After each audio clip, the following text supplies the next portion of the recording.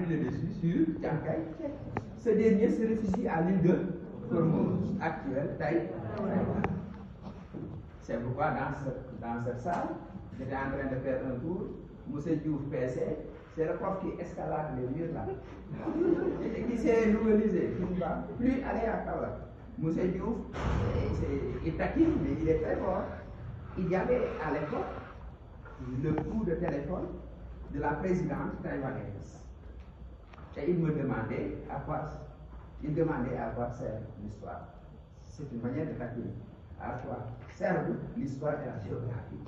J'ai profité de l'occasion du contexte pour le répondre. Pour pouvoir comprendre les tenants et les aboutissants, pourquoi un coup de téléphone suscite tant de colère. Si vous comprenez la deuxième guerre civile chinoise, vous avez la quintessence, la substance pour régler. Parce que la Chine-Taïwan était soutenue par les États-Unis. Chiang Kai-shek s'était réfugié à l'île de Formose, actuelle Taïwan. Si la Chine populaire, donc toujours l'ami de ton ami est ton ami, mais l'ennemi de ton ami est ton ennemi. Si vous disiez donc, les deux Chines ne parlent pas le même langage. C'est pourquoi si les Américains appellent, et surtout Donald Trump, qui appelait la présidente taïwanaise, ça suscitait un tollé du côté de Pékin.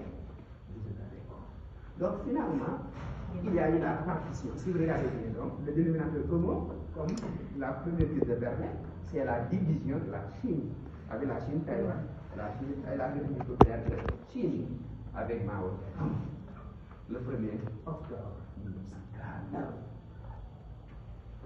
Donc, tout près de la Chine, vous avez l'Indochine. L'Indochine, je vous ai dit, c'était une confédération indo-chinoise qui regroupait le Laos, la Cochinchine, le Congo. Généralement, ce sont des pays producteurs de riz. Les Déguènes et les Vosgiens connaissent. Donc, il y a eu un événement territorial. Au moment de l'indépendance, à la suite de la défaite française le 7 mai 1954, avec l'indépendance du Nord-Vietnam, comme je l'ai dit, mais avant cela, il faudra comprendre que la guerre d'Indochine, qui a duré 8 ans, comme la guerre d'Algérie, dans un premier temps, de 1946 à 1949, c'est une guerre purement coloniale, opposant le Viet Minh à la France coloniale.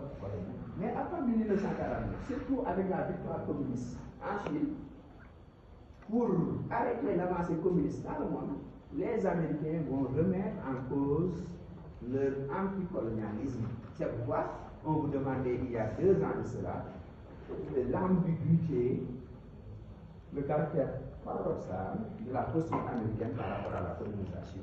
Normalement, les États-Unis devraient être anticolonialistes. Pourquoi?